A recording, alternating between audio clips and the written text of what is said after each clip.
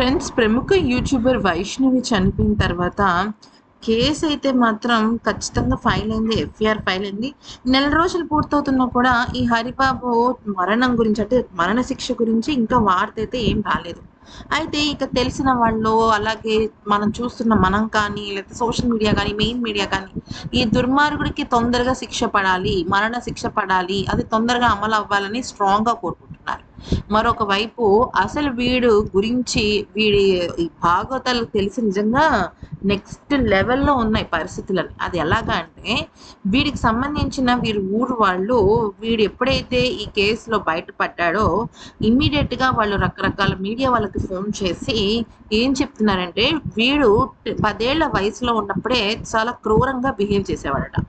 అయితే ఇక 10 నెలల నుంచి వీడు వైష్ణవి కుటుంబ సభ్యులతో డ్రామా ఎలా ఆడాడో అర్థం కావటం లేదని, అయితే వాళ్ళల్లో దాదాపుగా 14, 15 మంది, అలాగే వాళ్ళ కుటుంబ సభ్యులు, అంటే అన్నదమ్ములు ఉన్నారు, అలాగే వాళ్ళ ఫ్యామిలీస్ ఉన్నారు, ఇంకా అమ్మా నాన్న వైష్ణవి, ఇంతమందిని వాడు మోసం చేశాడు అంటే ఖచ్చితంగా లోపల ఏదో పెద్ద పగ పెట్టుకున్నాడు కాబట్టే ఇదంతా జరిగింది అంటూ చెప్తున్నారు.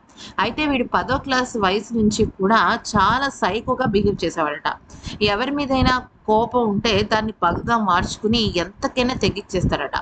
ఇక దానికి తోడు వాళ్ళ అమ్మ కూడా అంతే దుర్మార్గురాలు, దారుణమైన పరిస్థితి కలిగిన వ్యక్తిట.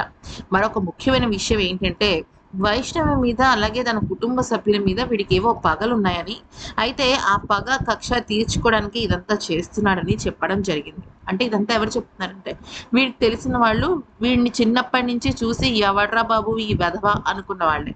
అయితే ఇది కాస్త ఇప్పుడు సోషల్ మీడియాలో చాలా వైరల్ అయిపోయింది.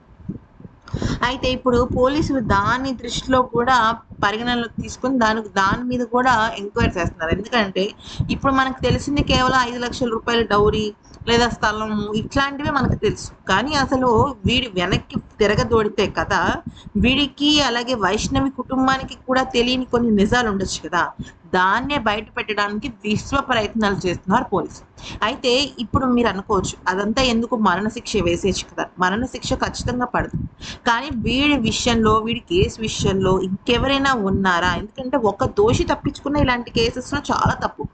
నిర్దోషికి శిక్ష పడకూడదు సరే, కానీ దోషి తప్పించుకున్నా కూడా ఇలాంటి కేసెస్‌లో చాలా, అంటే చాలా తేడా అని చెప్పుకోవాలి.